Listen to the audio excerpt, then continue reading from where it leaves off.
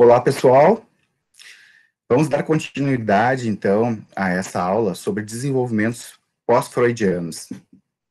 Agora, nesse momento, eu vou falar sobre a Margaret Mahler e a Karen Horney.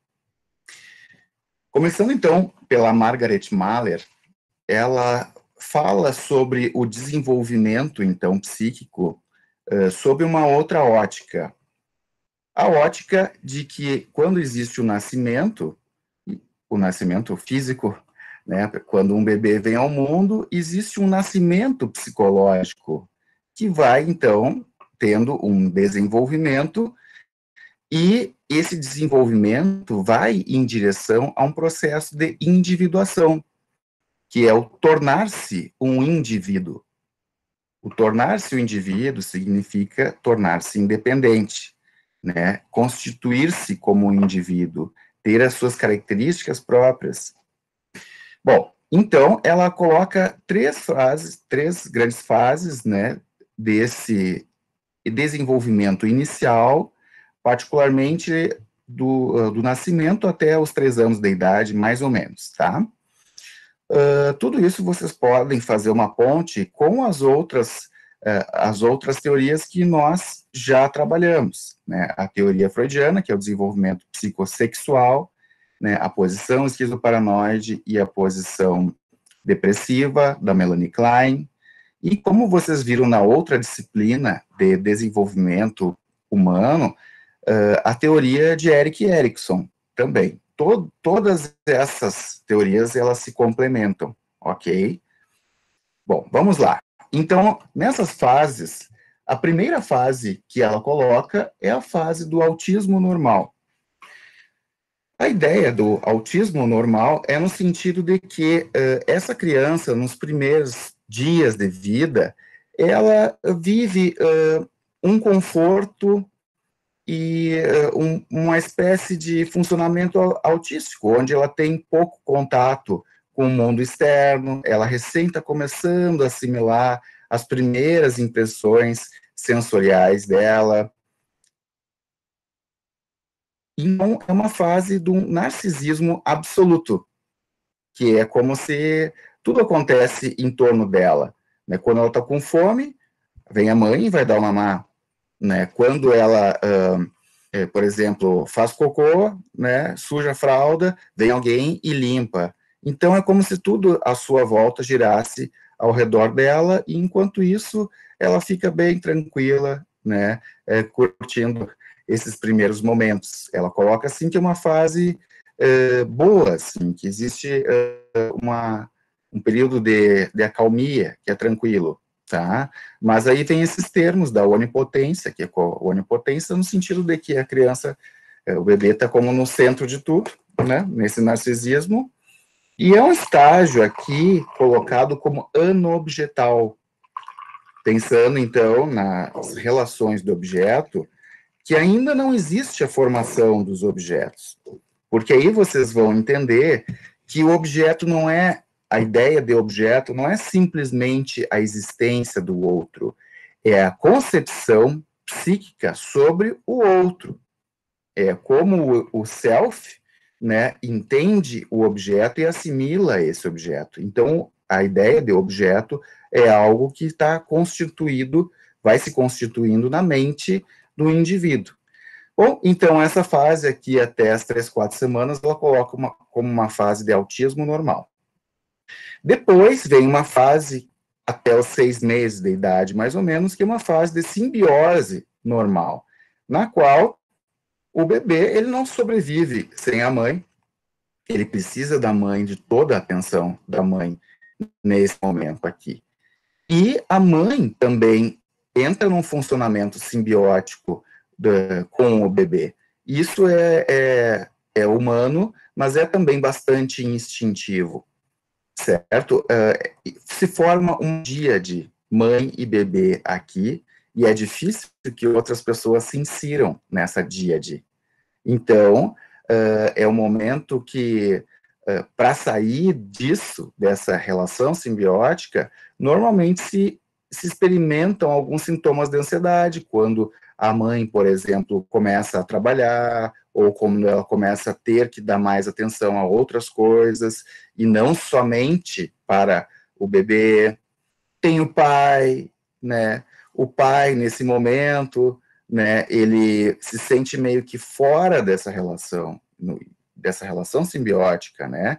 Ele protege o lar, ele protege essa relação, mas nem todos os homens lidam bem com isso, porque às vezes nas suas fantasias edípicas e narcisistas, né, se espera, o homem ali espera, né, da sua mulher, então, que continue sendo a sua esposa, né, e que cumpra as suas funções de esposa, né, e ali, naquele momento, ela não quer nem saber, ela está pensando, ela está focada mesmo na criança, e o resto esquece. Por isso que é essa simbiose normal. Aliás, esquece não é a palavra, né? Ela se foca, o foco todo dela está no bebê, e é importante que tenha isso. Assim como é importante que depois, quando vai saindo dessa fase, que a mãe se restitua como indivíduo e vá retomando as suas coisas. E aí tem pessoas com maior dificuldade nessa passagem, e a figura do homem ali é muito importante para ajudar que a mulher, então, né, possa se restabelecer como um indivíduo, tá? Então, existe esse sistema onipotente da mãe e bebê, né, que estão no centro da família, né, e nessa fase, ela diria que são formados, então, os pré-objetos, né, no ego desse bebê, ou no self, né, as primeiras concepções que vêm das experiências sensoriais. Primeiro, o bebê vai tendo experiências, múltiplas experiências de gratificação e experiências de frustração, como a gente viu na Melanie Klein, né? Essas experiências vão se repetindo, e cada vez que elas acontecem, elas deixam um registro. É o que Freud dizia de registros mnêmicos, registros na memória. Mas eles vão se consolidando e vão formando representações, que a representação já é algo além de simplesmente uma memória solta, é uma memória interligada com várias outras experiências, e é aí que vão se formando os objetos, né, e o ego, então, mais maduro, ele é cheio de representações simbólicas que ficam armazenadas ali no seu pré-consciente, certo? Vejam que eu estou tentando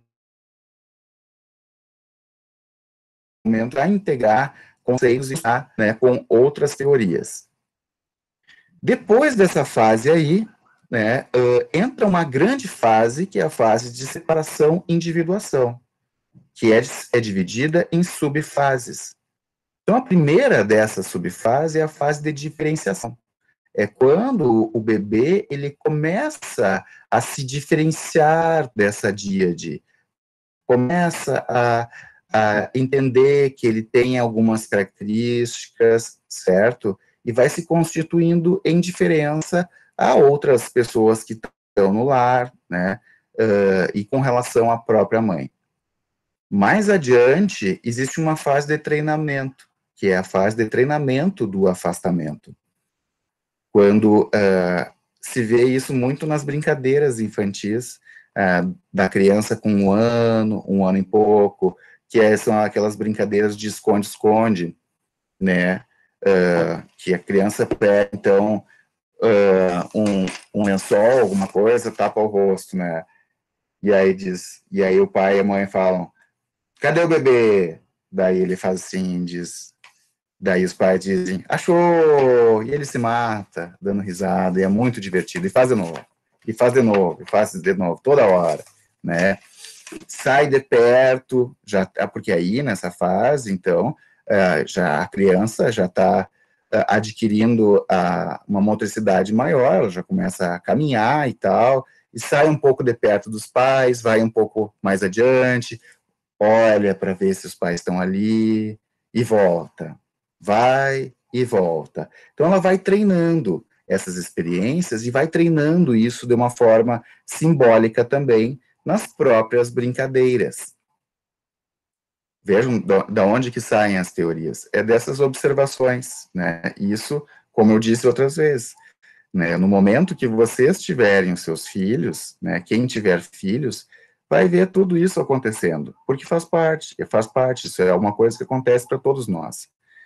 Bom, depois vai tendo uma fase de reaproximação, que daí já é lá indo em direção, né, ao segundo, terceiro ano de vida, né, onde pode existir a ansiedade de separação. Então, nesse momento que a criança já sabe falar, né, já está verbalizando, formando frases, ela pode viver uma angústia quando a mãe vai para o trabalho, ou quando ela vai para a escolinha, né, ou ela vai para a casa do avô, ou de repente para a casa de um vizinho, certo? E ela chora e fica angustiada, e não quer ainda, né, que se vê longe dos pais. Então, ela se reaproxima. Vejam que, partindo então de uma relação simbiótica, na fase simbiótica, para um bebê que tem um ego, um self, que ainda é fragmentado em várias experiências sensoriais. É com o tempo que ele vai adquirindo, que self vai adquirindo coesão, que ele vai integrando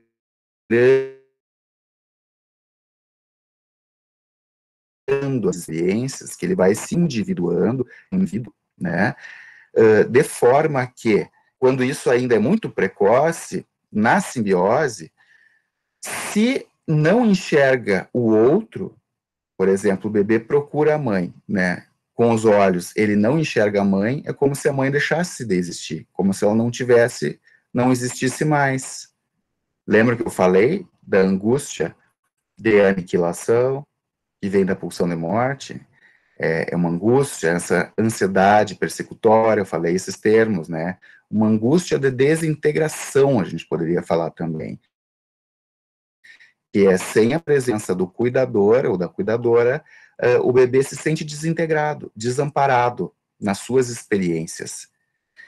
Mas com o tempo ele vai integrando isso, vai integrando o seu self, até que culmina num estágio aqui, né, que é o de constância objetal, no qual existe a ideia de que, mesmo que o pai e a mãe não estejam ali, essa criança já tem a capacidade de esperar. A esperança, ela consegue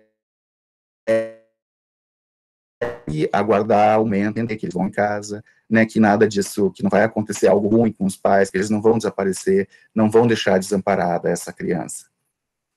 E nessa perspectiva que eu estou colocando, de 0 a 3 anos, isso passa, então, à luz da fase oral, da fase anal, da posição esquizoparanoide, da posição depressiva. Então, se antes era muito mais uma angústia de aniquilação, essa de desintegração, né, o medo do desamparo por si, nesse momento aí, já indo em direção aos 3 anos, já existem outras fantasias, porque é preciso existir mundo interno para existir fantasia, é preciso existir representações simbólicas para que exista fantasia. Quando não existe um mínimo de mundo interno, o que existe é o que, na verdade, é o que não existe, é a falta, é o vazio, o vazio de símbolos, de representações, e o vazio é o completo desamparo, certo? Se sentir desamparado no mundo. Então, como eu vinha falando, em direção ao segundo, terceiro ano de vida, já na posição depressiva, nas fantasias da fase anal, a ansiedade aqui se torna a ansiedade da perda do amor do objeto, como falou a Melanie Klein, né? E a fantasia aqui é que, por exemplo, os pais estão de casa, né? E por causa de algo errado que essa criança possa ter feito, caso ela tenha feito, ela vai se culpar e vai fantasiar, né, que a ausência, essa saída, esse afastamento dos pais, como uma certa forma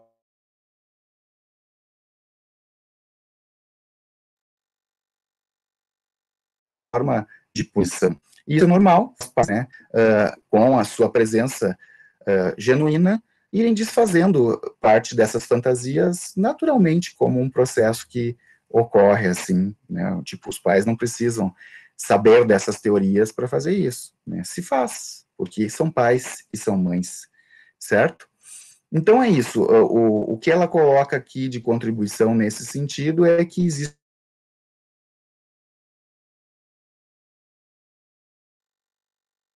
processo que passa por essas fases, né, e começa uma certa independência e autonomia. O Erik Erikson coloca várias fases, é importante vocês retomarem os estudos do Erik Erikson, que vocês viram no semestre anterior, para fazer esse paralelo.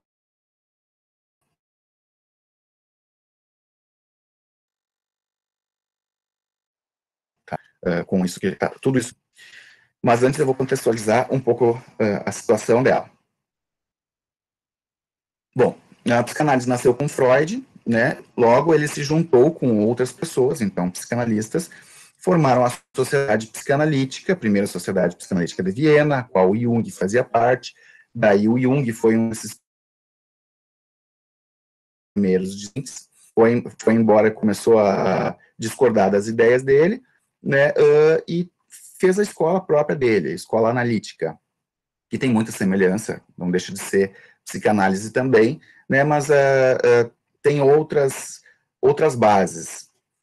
Outra pessoa que estava junto lá naquele círculo privado, estreito de psicanalistas, que no início eram 5, 6 por aí, tem foto disso que vocês encontram na internet, né, tinha também um cara chamado Alfred Adler, que é pouco, hoje em dia, muito pouco citado. O Alfred Adler, ele também foi um dos dissidentes do Freud, assim, né? Discordava de algumas ideias dele por pensar que, ao contrário do Freud, que tinha a ideia do determinismo psíquico, que os conflitos que nós temos determinam os acontecimentos na vida, o Alfred Adler tinha uma ideia que nós temos influência do ambiente e nós temos uma força dentro da gente, que é uma força criativa, né, que faz com que a gente vá em direção a objetivos e possa, por si só, transformar as coisas, transformar o destino, né, mudar esse determinismo psíquico, assim, né, que nós temos, nós não somos tão escravos do inconsciente assim, que nós temos livre-arbítrio também, e que também tem o inconsciente, né, ele fala sobre isso, mas que a gente tem essa força do ego de conseguir ir além. Por que eu estou falando deles agora? Porque o Alfred Adler, então, ele foi um antecedente da teoria da Karen Horney. Ele foi para os Estados Unidos, né?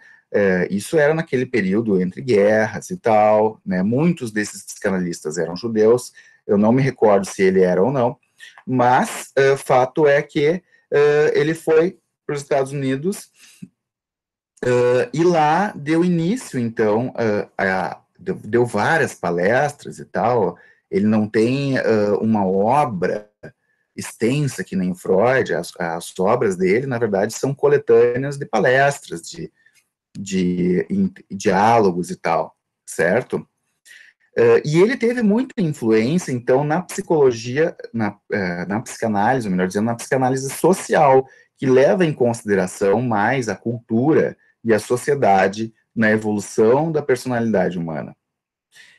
Depois do Adler, então, lá nos Estados Unidos, vieram também, migrando da Europa, houve um movimento de migração naquela época, né, da Europa para os Estados Unidos, vieram duas pessoas lá, o Erich Fromm, que foi o fundador da psicanálise humanista, e a Karen Horney, certo? A Karen Horney, que se diz a teoria social psicanalítica A Karen Horney, né, ela foi um expoente também na época, já falando nos anos 40, mais ou menos, 50, ela levava, então, em consideração esses aspectos da sociedade, da influência da sociedade no psiquismo. E tem algumas coisas bem importantes para falar sobre o modelo dela, que é um modelo de conflito, assim. Ela pensa que existem dois sentimentos ambíguos que existem desde os primórdios, tá? Que é um sentimento de hostilidade básica com relação aos pais e um sentimento de ansiedade básica, né? Que se origina a partir da hostilidade. Se nós fizermos um paralelo, essa hostilidade ela tem a ver com a pulsão de morte, né? Justamente como eu falei, o próprio Freud já falava isso, né? Naqueles momentos de frustração da fase oral, né, ou da posição esquizoparanoide, existe uma projeção, uma percepção da falta dos pais, do desamparo, e a projeção da pulsão de morte. Existe a raiva pela falta. Isso é a hostilidade básica. E dessa hostilidade, então, na teoria da Melanie Klein, que vai ser projetada e fica como um objeto mal persecutório. Na ideia da Karen Horney, então, essa hostilidade básica faz com que este bebê ele perceba a raiva, perceba isso tudo a nível inconsciente, estou falando, tá? Não que ele vamos dizer que o ego o rudimentar começa a perceber, mas de uma forma inconsciente, não que isso venha à mente, isso a gente não sabe, nunca vai saber, mas que existe o sentimento, então, da raiva, né, e que aí, e disso surge uma ansiedade, porque a raiva é um sentimento destrutivo, e com a raiva se corre o risco de destruir aqueles objetos, de destruir aquela relação com os pais, quando eles são tomados pela projeção da pulsão de morte. Então surge uma ansiedade, né, e que dessa ansiedade básica surgem então defesas no indivíduo, tá? Mecanismos de defesa. Até aqui parece que eu estou falando de coisas que eu já falei, só que em outros termos.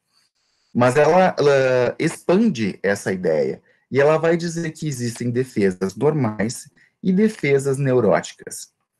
E nessas defesas, existem três tipos de movimento, então, que a criança e depois o adulto, ele faz com relação a outras pessoas. Existe um movimento, que é um movimento na defesa, um movimento espontâneo que acontece, né? Um movimento em direção às pessoas, que é de se aproximar, uma tendência a aproximar-se dos outros, e essa ideia da aproximação tem influência do Alfred Adler, que uma coisa que ele falava que é genuína do ser humano é o interesse social, e que o Erich Fromm também falava, tá? Que nós temos um algo dentro da gente que faz a gente se interessar pelos outros e querer estar junto, ficar próximo. Isso acontece em outros animais e tem outros nomes em outras teorias, inclusive em teorias biológicas, né? E isso, por exemplo, se refere ao traço de amabilidade que aparece no modelo contemporâneo hoje, que é o modelo do Live, e aparece no modelo contemporâneo também do Cloninger, que é o psicobiológico, como dependência de gratificação e cooperatividade. Mas, fechando parênteses, então, existe uma tendência em direção às pessoas, mas tem também uma tendência contra as pessoas, de se afastar, aliás, de se afastar não, de dar contra, certo? De dar contra, de confrontar as outras pessoas. E um movimento para longe das pessoas, aí sim, de se afastar das pessoas. E que numa defesa normal, então, esse movimento em direção às pessoas teria a ver com uma personalidade amigável, terna, querida, certo? Que gosta de estar junto, procura estar junto, que tolera os outros e tudo mais. Tolera as ansiedades, né? Porque estar junto com os outros é melhor. Mas tem as que dão contra, né? E esse dar contra aqui, nas defesas normais, pode ser um aspecto positivo, por exemplo, aqui está no livro, né, como um sobrevivente em uma sociedade competitiva. Seria assim, ó, dar conta, não aceitar certas coisas impostas, porque fazem mal, tá? Então é um dar contra, mas não, ainda não num sentido agressivo. Mas tenho a minha opinião e se dane o que os outros estão me dizendo, eu vou fazer desse jeito, porque para mim é mais coerente. E tem um movimento para longe das pessoas que vai em direção a uma personalidade independente, mas de uma forma calma, autômata, né, de ter autonomia, isso que ela quer dizer, tá? Mas de uma maneira tranquila, no sentido de não deixar que os outros influenciem muito os pensamentos e a vida dessa pessoa. Por outro lado, dependendo dessas defesas, das coisas que acontecem na vida, as pessoas podem desenvolver defesas neuróticas. E aí, em vez de ser um movimento espontâneo, é algo compulsivo. O espontâneo é assim, usa as defesas quando ela precisa, mas o compulsivo usa constantemente aquela defesa, é aquele jeito que ela se lida. Nesse sentido, o movimento em direção às pessoas teria a ver com uma personalidade muito complacente, muito conivente e até mesmo dependente, no sentido de que aceita muitas coisas que até não deveria aceitar, tá? O movimento contra as pessoas seria algo mais no sentido antissocial, que não está aqui porque não eram ainda os termos na época. Mas seria isso, uma personalidade agressiva, que confronta de uma forma agressiva e compulsiva. Pessoas que confrontam sempre as autoridades, entendeu? Pode ser num determinado momento pai, no outro policial, no outro professor, no outro o juiz, e quem tiver ali na frente representando uma ideia da qual a pessoa não concorda, e essa pessoa sempre tem uma tendência a dar contra, né, e se manifestar de uma forma agressiva. E o movimento para longe das pessoas teria a ver com um dos mecanismos de defesa, que é a defesa esquizoide, tá? Da fantasia esquizoide, a qual a pessoa se isola numa bolha. Seria algo que vai mais para o lado do autismo e da personalidade esquizoide. Com relação ao autismo, existem muitos processos neurobiológicos. Não entendam mal que o autismo ele vem de um conflito psicológico, como se pensou muitas vezes nesse momento da teoria, né, e hoje se sabe que não é bem assim. Tá? Não é necessariamente porque era uma defesa, né, que tinha esses mecanismos de defesa, mas por incapacidades que vão ao nível neurobiológico que a pessoa não tem que adquirir essas habilidades sociais. Mas a personalidade esquizoide, ela vai se formando, e essa é uma diferença do autismo. O autismo se identifica em crianças em idade muito precoce, em bebês ao longo do desenvolvimento. A personalidade esquizoide não, ela vai se constituindo ao longo da formação da personalidade, tá? E, em última análise, no adulto, é um adulto, né, que vive num mundo meio que à parte, né? Ele tem as suas próprias coisas e ele não deseja interação, ele não deseja estar com os outros, tá? Ele se afasta nesse sentido. E é uma defesa porque ele está se protegendo das ansiedades, das hostilidades, tá? Que vem da percepção da interação com os outros. Não é a mesma coisa que ansiedade social também, tá? É bem diferente. Mas isso não é tema para agora, só para que vocês não confundam. Fantasia esquizoide não é algo da personalidade, aliás, da personalidade esquiva, que seria uma personalidade com muita ansiedade social, e nem do transtorno de ansiedade social ou fobia social. E são outras coisas. Ela vai dizer, então, que as pessoas, né, elas que têm esse movimento compulsivo, essas defesas neuróticas, elas possuem necessidades neuróticas que são compulsivas. Então, dentro das pessoas que usam esse movimento em direção às pessoas, que tipo de necessidades surgem? Algumas delas, né, que eu coloquei aqui, necessidade de afeto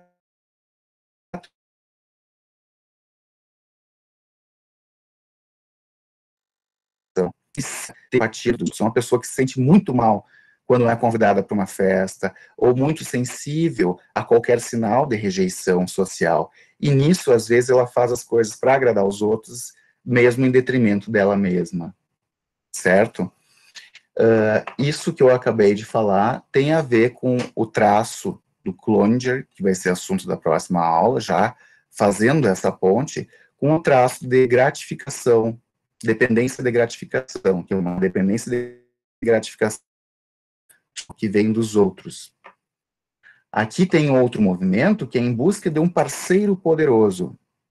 Pode ser homem ou pode ser mulher, tá?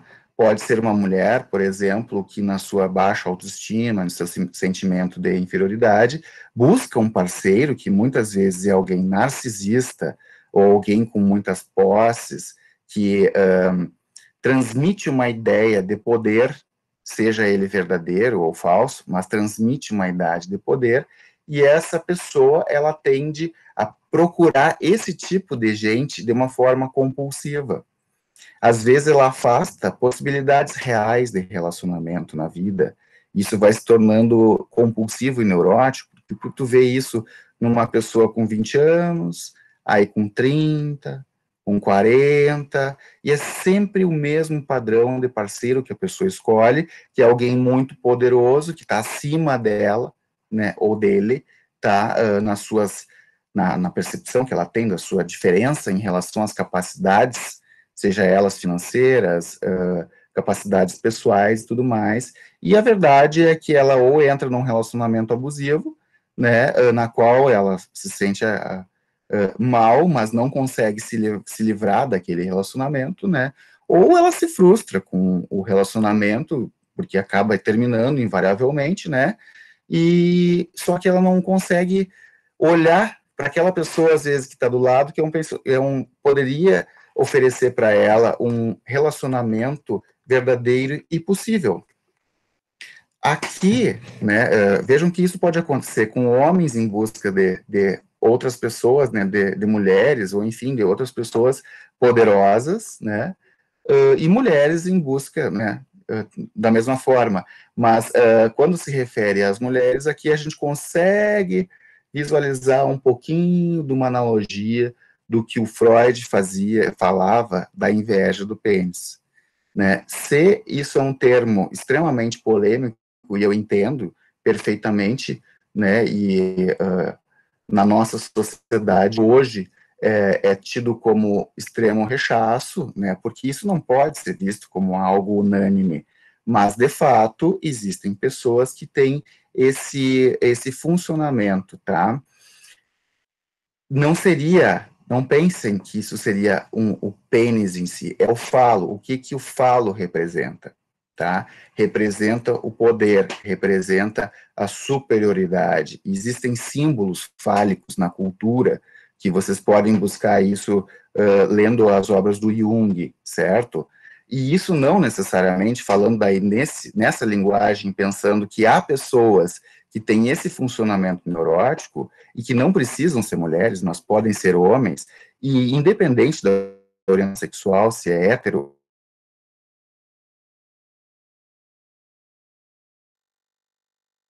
ou sexual ou não, existe com poderes, que é assim, que ela na relação de objeto, ela fantasia isso, né, esse outro traço, e de forma que existe um relacionamento aí desigual, onde existe alguém mais ativo, né, e essa pessoa fica numa postura mais passiva, em relação ao ente amado, ao mesmo tempo que entra numa cadeia de ciúme e inveja competitiva com qualquer outra pessoa que possa ter alguma relação com a figura amada, né, ameaçando esse relacionamento. Então, são pessoas que, frente a ameaças de traição, que ela pode perceber como uma possibilidade, elas descompensam e se tornam bastante desequilibradas naquele momento, né, chegando a atuações que às vezes são, inclusive, graves, tá? Graves, por que eu digo isso? Por exemplo, casos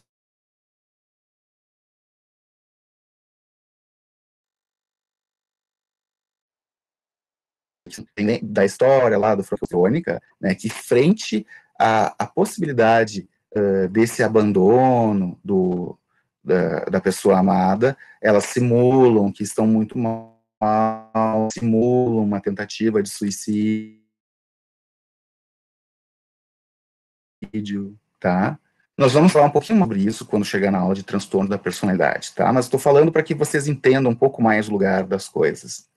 Existe também um movimento contra as pessoas, então, que vem numa busca neurótica por poder, e às vezes nessa busca por poder, a pessoa passa a perna nos seus amigos, passa a perna nas pessoas que competem, e são um tanto quanto maquiavélicas, ou seja, os fins justificam os meios. Isso a gente vê, né, acompanhado dessa necessidade neurótica de explorar os outros, né, a busca compulsiva por reconhecimento ou prestígio, de admiração pessoal e de ambição e realização pessoal, são traços que nós vemos em personalidades narcisistas e quando isso extrapola muito em personalidades antissociais, psicopáticas, certo? Então, uma pessoa que tem um transtorno da personalidade antissocial, né, particularmente a psicopatia, ela pode ter um relacionamento amoroso. Em geral, isso acontece mais em homens, mas pode ser mulheres. E nesse relacionamento, que de repente é o relacionamento com uma pessoa que tem essa busca, né, por um parceiro poderoso, e aí entra uma relação sadomasoquista, conflituada, né, é a pessoa maldosa da história, né, em busca do poder, né, ela, na verdade, ela não tem uma capacidade de empatia, ela não ama, ela não consegue amar verdadeiramente, mas ela enche de rosas, de bombons, de juras de amor, se isso for vantajoso para ela, e ela acaba explorando, inclusive, o parceiro ou a parceira amorosa, certo? Então, isso foi colocado dessa forma pela Karen Horney, e vejam como essa contribuição dela, hoje a gente estuda de uma forma muito diferente, porque quando a gente estuda essas personalidades aqui, nem se fala muito, né, estudando em psiquiatria, nem se fala muito de onde vêm essas coisas, os primeiros entendimentos e tal. Mas, se nós aprofundarmos o entendimento sobre as características das personalidades, a gente vai encontrar e vai entender que isso vem de muito antes e que é muito mais complexo do que parece, tá? E tem as pessoas que fazem, então, um movimento para longe das pessoas, né? Então, seria o quê? De restringir a própria vida dentro de limites estreitos. Que isso, vulgarmente, né? Vive numa bolha, numa ilha, né? Tem uma música, né, que é do TNT, que diz assim, o mundo é bem maior que o seu quarto. Tem também aqui uma necessidade de autossuficiência, independência e de perfeição, certo? Aqui, quando é de restringir a vida dentro de limites estreitos e vive dentro de uma realidade um tanto quanto fantasiosa, às vezes no mundo dos games, ou às vezes no mundo de teorias, ideologias, ao mesmo tempo que a pessoa ela não se interessa pelo contato com os outros, e aquilo, ela vive naquele mundo se gratificando de uma forma que Freud talvez diria autoerótica, o que não tem nada a ver com sexo, porque essas pessoas esquizoides são mais assexuadas. O que isso quer dizer é que a libido, a energia psíquica delas é voltada para dentro delas. Elas se gratificam por elas mesmas, dentro delas. E não quer dizer masturbação, não, porque, como eu falei, muitas vezes são assexuadas. A atividade sexual é muito pouca ou até mesmo nula, certo? Que funcionam meio que como aquele bebê no autismo normal lá, e que não são autistas, tá? E tem também essas, né, que se afastam dos outros em busca de uma necessidade neurótica de autossuficiência, de provar para si mesmo que é independente dos outros, mas na verdade não é muito, né? E de perfeição, isso tem personalidades mais obsessivas, nas quais sempre o trabalho, o perfeccionismo vem em detrimento do próprio lazer e das relações interpessoais. Ela falava que existem alguns conflitos intrapsíquicos, né, que vêm decorrentes, por exemplo, de uma autoimagem idealizada, que Freud chamaria, então, de ideal do ego, que é uma imagem que a pessoa tem do que ela quer ser, né, qual é o ideal para ela. Essa semana mesmo, eu ouvi de um paciente, né, e nem é em psicoterapia, me disse assim, pois olha, o meu problema é que o ideal que eu penso para mim é bem diferente do que eu sou. E eu perguntei, tá, mas e qual é o ideal para ti? E ele não soube me explicar muito bem. Mas como alguém com muito mais capacidade, com mais estrutura, com mais tolerância do que ele consegue fazer, tá? Então aqui, ó, nisso, quando existe uma autoimagem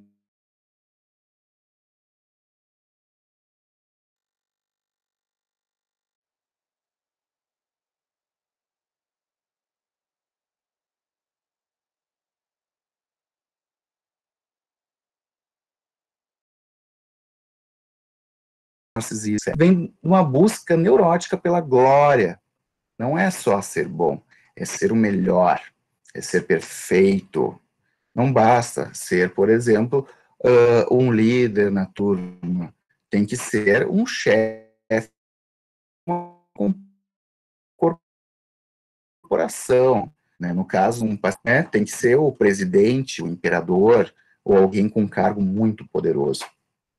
E aí vem nessa necessidade, surge então a perfeição, o perfeccionismo, de uma maneira neurótica, que a pessoa vive uma certa tirania do poder, né? Ela quer ser melhor, às vezes ela consegue um status de poder, mas ela se torna escrava daquela vida que ela está vivendo.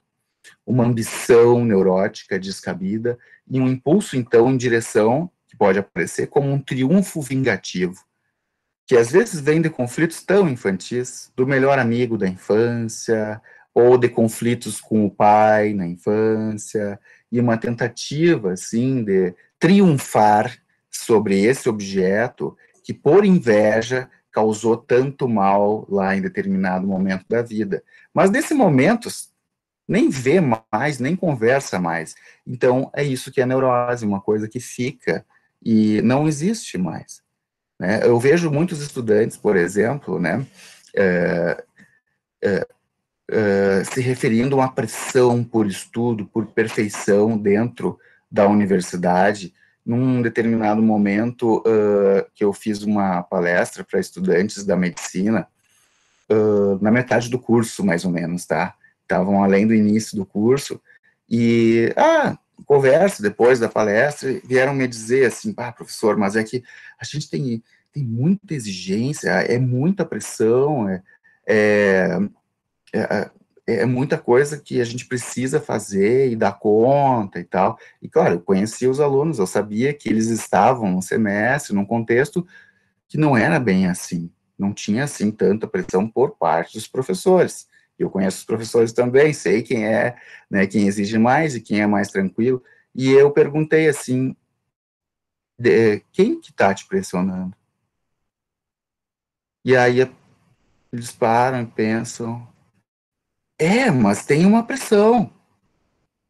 E tem uma pressão da onde? É uma pressão interna, que a pessoa foi construindo lá desde a infância, como essas necessidades de perfeccionismo, necessidades obsessivas, né? Construindo isso desde a infância, às vezes tem influência, de fato, dos pais por exigências muito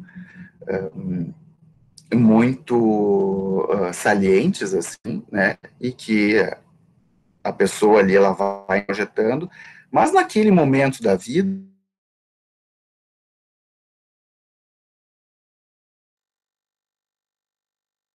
mais que fique pelo acontece quando essa pressão interna encontra eco na voz de um professor, de um familiar, de um amigo, do namorado, da namorada, aquilo dói, aquilo dói, a pessoa se sente extremamente pressionada. Ah, o professor tal está me pressionando, né? Mas a verdade é que se tu fizer, ou se tu não fizer, e daí, entendeu? E daí? Qual é o problema que vai ter? Já ouvi relato, uma vez, um aluno, né, que ele tirou 8,5 na prova. E ele depois ele me ligou e entrou em contato comigo, né, e me pedindo para reconsiderar a nota dele. Era uma prova objetiva, a nota estava dada, não tinha nem como mudar. 8,5, ponto, não tem o que eu fazer, né? E nem ia, nem faria. E aí fui perguntando para ele o que que é. E ele me disse que é porque ele nunca tinha tirado menos de 9. E o que que ele ia dizer para a mãe dele quando ele chegasse em casa? Essa pessoa me falou nessas palavras, eu não estou exagerando, tá? Um adulto, 25 anos, né, dizendo o que que eu vou dizer para minha mãe quando eu chegar em casa. Provavelmente, se ele dissesse para a mãe dele que tirou 8,5, a mãe dele ou não ia dar bola ou ia dizer, parabéns. Mas ele, dentro dele, numa necessidade neurótica de provar o quanto ele é bom e o quanto ele é o melhor, está entre os melhores, aquilo causou uma angústia extrema nele. E isso é algo neurótico, é algo compulsivo, a pessoa deixa de dormir, a pessoa não dorme, ela entra, às vezes, em ataque de pânico em função dessas fantasias, certo? Claro, às vezes existem pressões externas de fato, né? Não estou ignorando isso, mas sempre tem a parte dos outros e a parte que está dentro de si mesmo, certo? E na nossa vida existe uma mescla, e muitas vezes a gente, as nossas ansiedades ecoam na voz dos outros. Sério, chapéu, tá? Aquela exigência do professor que outros disseram, nem dá bola, ele é assim mesmo, ele fala isso hoje, amanhã nem fala mais, né? Mas para aquela pessoa serviu o chapéu e ela passou, a partir daquele dia, uma semana inteira estudando dia e noite para tentar mostrar para o professor na outra aula, e o professor não está nem aí. E aí chega na outra aula, ele também não vai ver nada, assim, né? Mas é algo compulsivo e neurótico que acontece, tá? Então, vem dentro dessa autoimagem idealizada reivindicações neuróticas aqui, né, com relação a si próprio, com relação aos outros, e um orgulho neurótico. Às vezes a pessoa se gratificar e se sentir narcisisticamente muito bem por um feito que ela fez e que aquilo causa um lugar de destaque para ela, quando às vezes nem é muito assim mesmo, mas aquilo traz um orgulho. E quando esse orgulho é ferido, numa pessoa com características narcisistas, é uma ferida profunda. Isso que eu estou falando, né, talvez muitos dos alunos acabem se identificando em maior ou menor grau, e eu digo para vocês, fiquem tranquilos, porque nós, quem escolhe a carreira médica, né, normalmente tem algumas características compulsivas, obsessivas, perfeccionistas, isso não é todo ruim, certo? A questão é que a gente tem que aprender a viver com isso e saber quando é demais e quando é bom, tá? Então, se ficaram se pensando que, nossa, como eu sou neurótico, não é bem assim. Não se pensem dessa forma, tá? Em último caso, procure uma terapia, mas não é por aí a ideia, tá bem? São coisas que acontecem, são coisas do ser humano, tá? E aqui também ela fala do auto-ódio, que são essas demandas incessantes, self, onde a pessoa fica se auto-acusando porque fez coisa errada, porque disse uma coisa errada, se despreza, ela mesma se frustra, se tormenta, tortura, né? Tem impulsos autodestrutivos, faz tentativas de suicídio, automutilação, coisa, que não, isso aqui não deixa de ser uma representação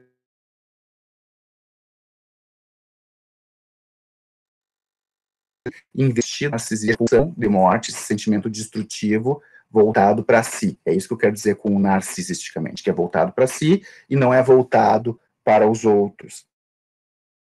Tá? Objetal é self, ou é self-objeto, ou é um objeto internalizado. Isso é o tal do narcisismo secundário, como alguém perguntou em outra aula. tá? Esse auto-ódio aqui aparece muito em pessoas com quadros depressivos crônicos, né, com comportamentos repetitivos de autodestruição de forma impulsiva e tudo mais, tá? Quadros que, às vezes, quando isso é muito enraizado, difícil de melhorar, até mesmo com o uso da medicação, mas via tratamento, né, e como isso não se forma do dia para a noite, um tratamento também não vai resolver do dia para a noite, são bastante tempo de terapia, tá? E aí entram essas terapias que a gente está falando, que isso tudo é base para as terapias psicodinâmicas, nas quais o terapeuta trabalha tentando entender essas coisas e mostrar para o paciente, fazer com que ele se dê conta desses limites entre o normal e o anormal, que ele perceba que quando é fantasia e quando é realidade, tá? Isso vai reduzindo a culpa, vai fazendo com que a pessoa invista mais em si de uma maneira positiva, certo? Mas não são só essas abordagens, tem as abordagens cognitivas, que, sob uma outra perspectiva teórica, uma outra linguagem, vai trabalhar com essas distorções cognitivas que a pessoa tem, vai acumulando ao longo da vida. Essas teorias cognitivas não entram no escopo da disciplina, elas não se referem à formação da personalidade, por isso não entram aqui. Mas só não poderia deixar de mencionar que são recursos terapêuticos também que se trabalha sobre uma outra ótica, muito mais do pensamento distorcido do que sobre as fantasias inconscientes, que é o campo das abordagens psicodinâmicas, não somente a psicanálise, mas outras abordagens como aqui Karen Horney, e também outros, a análise junguiana, psicanálise humanista, certo? São todas abordagens psicodinâmicas. Finalizando, então, qual o contexto atual da psicanálise?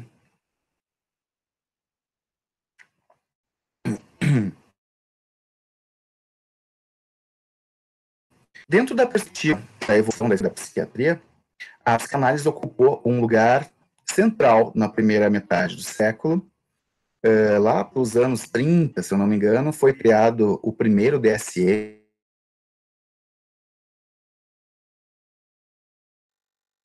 diagnóstico, esse tipo de tratamentos. Um pouco mais adiante, se eu não me engano, em torno de 1950, se não me falha a memória, Cartão Internacional das Doenças. São dois sistemas classificatórios que nós temos, tá? Houve o DSM-1 e mais adiante, também por volta de 50, 50 e poucos, o DSM-2.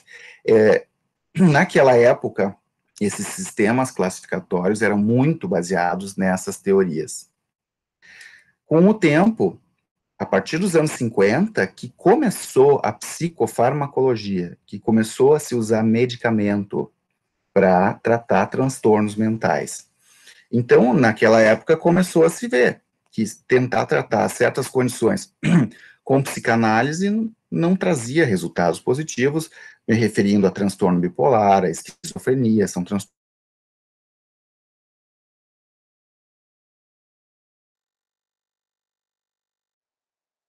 graves, né, que hoje a gente sabe que tem um componente.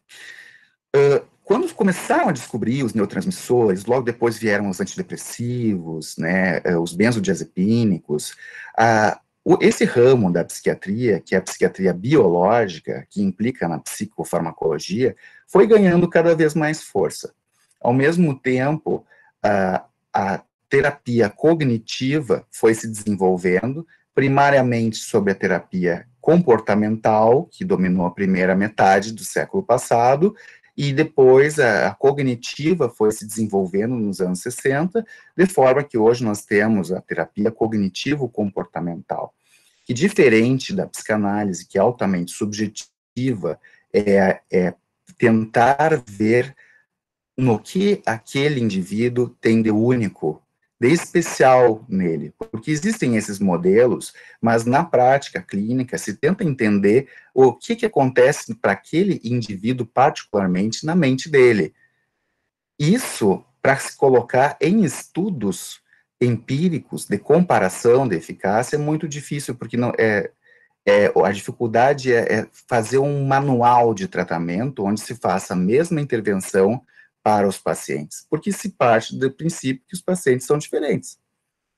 Já na terapia cognitivo-comportamental e na psiquiatria biológica, psiquiatria descritiva, né, a visão é diferente, é no que os pacientes são iguais.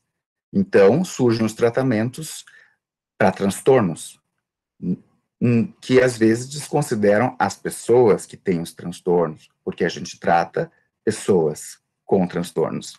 Então, surgem os estudos comparando eficácia, esquizofrenia, fobia social, transtorno do pânico, TEPT, uma série de coisas assim, nas quais tanto a farmacologia quanto a terapia cognitivo-comportamental, que é uma terapia manualizada,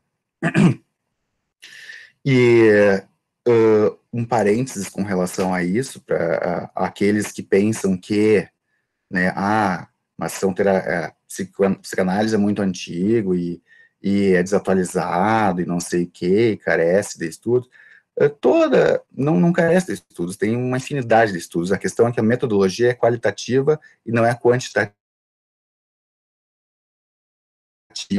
Eu diria para vocês que a terapia biológica medicamentosa e a terapia cognitivo-comportamental, que surgiram principalmente nos Estados Unidos, elas vieram muito bem olhar para o sistema econômico do país, porque a ideia de se fazer um manual de 12 sessões, que é o caso da TCC, de tu dar um remédio, resolver o problema e mandar o paciente embora, né, isso poupa dinheiro do governo e poupa dinheiro das pessoas de uma forma que existem, claro, evidências de eficácia. Então, o que eu quero dizer com isso é que não se iludam com teorias, por exemplo, porque tem mais base científica, menos base científica. A terapia cognitiva também, ela tem bases, a base teórica dela utiliza conceitos de neurociências e tal, mas o modelo teórico foi feito por uma pessoa, foi feito por outra pessoa, com uma concepção, uma leitura, né, dessas bases teóricas, mas que também são coisas que, em última análise, também não tem como provar, do mesmo jeito que a psicanálise. O que se prova na prática? Se prova se funciona ou não funciona. E, nesse sentido, esses tratamentos ganham muita vantagem por causa que se podem fazer estudos empíricos. E nessa segunda metade do século passado, houve um boom dessa psiquiatria biológica e da terapia cognitivo-comportamental, que se dizia baseado também em neurociências e tal, e começou a se produzir muito estudo empírico, que é estudo de eficácia, né, porque eram manualizados e começaram a produzir, começaram a mostrar o quanto realmente tinha eficácia, certo? E então, nos anos 90, e eu vivi um pouco dessa fase, existia um entusiasmo na psiquiatria de que ia se chegar às bases biológicas de tudo, que ia se descobrir a biologia de cada coisa dessas, como se cada coisa dessas fosse uma doença independente, né? Se tinha essa expectativa. Era a época que estavam começando os exames de imagem, de neuroimagem, particularmente ressonância magnética funcional, que é um exame que a pessoa vai medindo as áreas do cérebro que vão se acendendo quando a pessoa vai falando, mostrando fotos, temas, dentro de um exame de ressonância magnética que vai acontecendo em tempo real, tá? E estavam começando aquilo e tal, e descobrindo mais neurotransmissores e processos de estresse, estresse oxidativo, que tem a ver com a biologia molecular, particularmente. Enfim, uma série de coisas que causou um grande entusiasmo, de forma que a psicanálise foi relegada a segundo plano como pseudociência. Nos anos 2000, existia no início, eu me lembro que foi na época que eu comecei a ir nos congressos de psiquiatria e de neurociências, tá? Fui em muitos congressos durante minha faculdade nesses temas e acompanhei essa evolução, assim. No início era isso, uma grande esperança, no início dos anos 2000, 2002, 2003, que foram os primeiros que eu fui, né, eles diziam nos congressos, o futuro da psiquiatria, o futuro da neurociência, e se colocava que o futuro seria coisas do tipo implantar, né, um dispositivo dentro do cérebro, fazer uma modulação cerebral, descobrir a genética dos transtornos, o que tinha de único naqueles transtornos. A ideia era tentar encontrar as doenças, né, aquilo que o cardiologista encontra no coração, que é documentado num exame. Então, eles tinham a esperança de se encontrarem marcadores biológicos, que são exames, daí tu detectaria esquizofrenia por um exame de sangue, por exemplo, ou fazendo um mapeamento cerebral, coisa assim.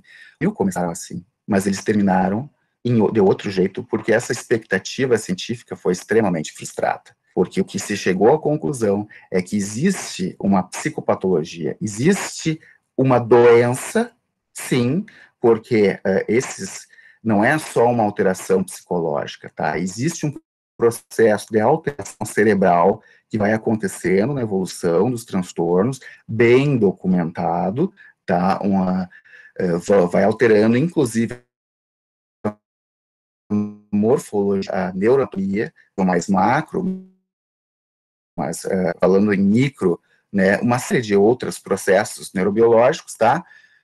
Isso existe, só que nada disso é específico. Isso acontece, o que eles detectaram no final dos anos 2000 ali, é que coisas que eles achavam, isso é um bipolar, aí começaram a fazer em esquizofrênico, em deprimido, em outros transtornos, e encontraram as mesmas coisas. E aí, isso gerou uma frustração, e aí começou a mudar a perspectiva de que existe uma doença, mas a doença é da doença do paciente, que tem vários nomes.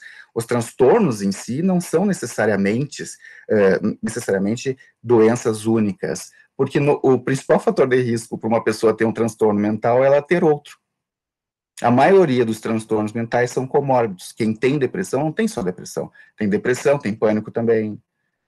Quem tem esquizofrenia não tem só esquizofrenia, tem TEPT, tem depressão, tá? Então,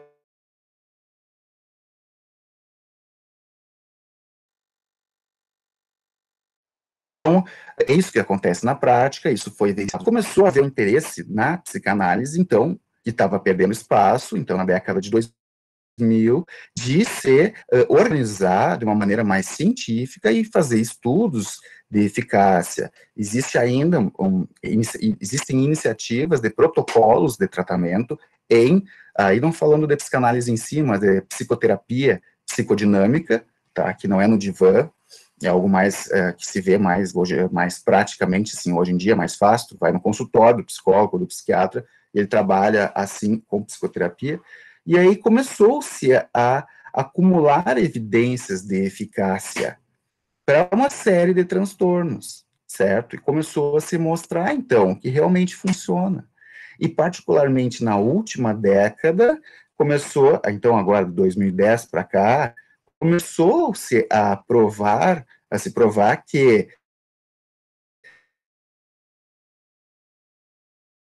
dinâmica, ela causa alterações cerebrais, ela promove fatores neurotróficos cerebrais que recuperam as sinapses, reduzem o estresse oxidativo, e existe uma mudança que vai acontecendo ao longo do tempo.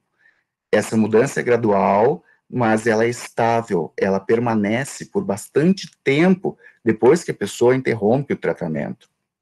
Então, por isso tudo, o status atual é que hoje nós temos várias psicoterapias, cada abordagem tem o seu lugar, tem algumas abordagens, claro que já, né, que não se usa, que ficam muito à margem, assim, em termos de evidências e tal, tá? Mas tudo isso que nós estudamos nessa disciplina, elas embasam as principais formas de tratamento via conversa. A gente está estudando o normal para chegar ao patológico, mas em última análise isso vai ajudar vocês mais adiante, né, a entenderem a mente, seja dos pacientes psiquiátricos, seja o que acontece na relação médico-paciente, que projeções que tem em qualquer setting clínico, com qualquer área, com a cirurgia, com a clínica. Existem pacientes difíceis nos hospitais, por exemplo, e para a gente conseguir lidar com eles, a gente tem que entendê-los.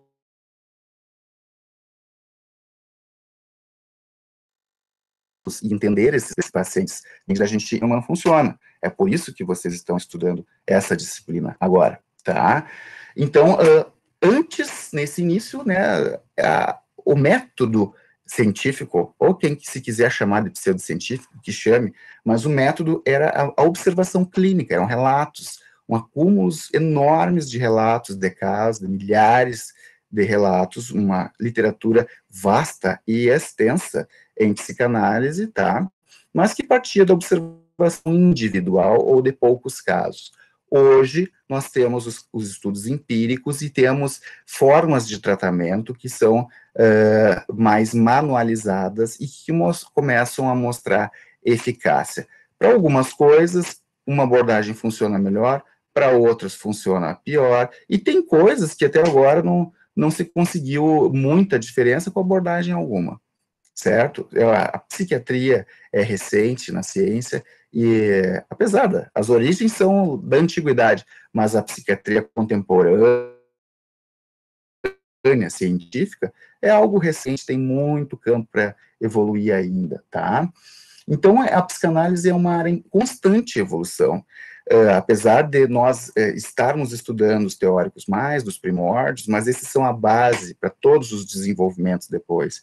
E há apaixonados, né, que a nossa ideia aqui é estudar a ciência livre de qualquer paixão, né, estudando todas essas abordagens, tá?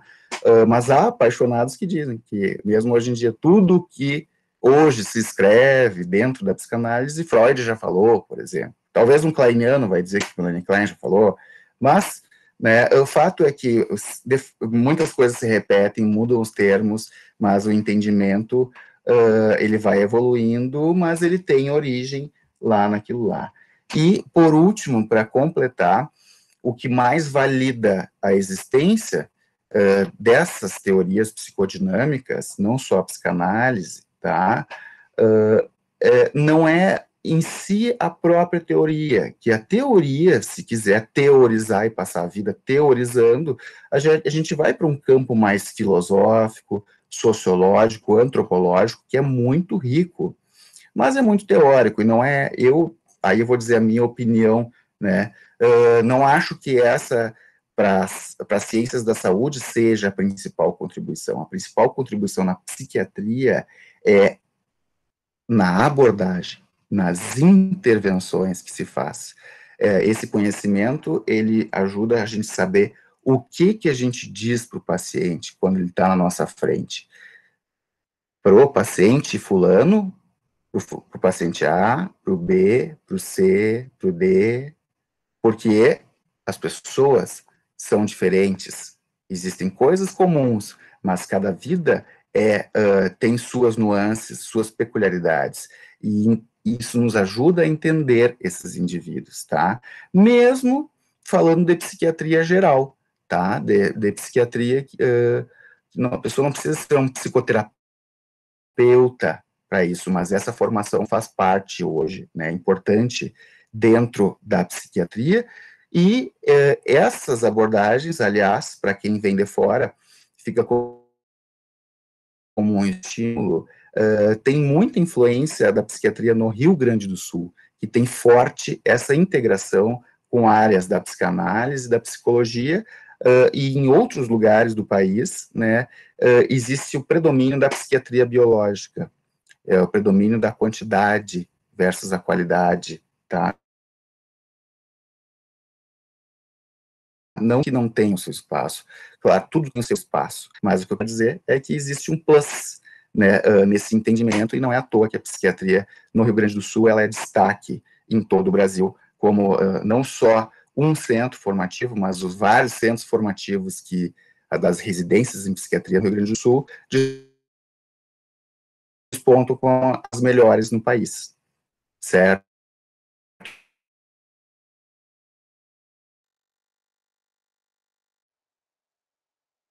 Quase todas, se utiliza. Eu agradeço mais uma vez e nos vemos mais adiante.